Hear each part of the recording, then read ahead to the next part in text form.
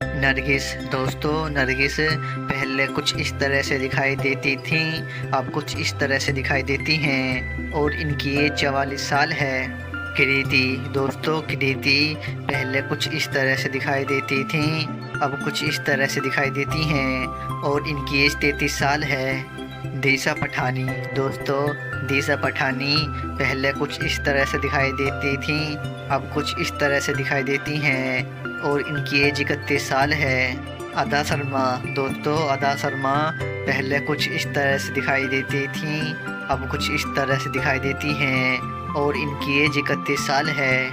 सारा अली खान दोस्तों, सारा अली खान पहले कुछ इस तरह से दिखाई देती थी, अब कुछ इस तरह से दिखाई देती हैं और इनकी एज 28 साल है।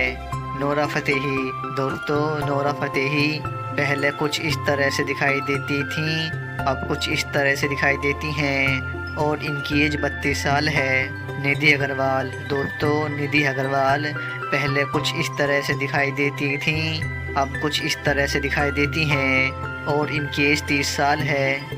कायरा आडवाणी दोस्तों, कायरा आडवाणी पहले कुछ इस तरह से दिखाई देती थी, अब कुछ इस तरह से दिखाई देती हैं और इनकी एज 31 साल है।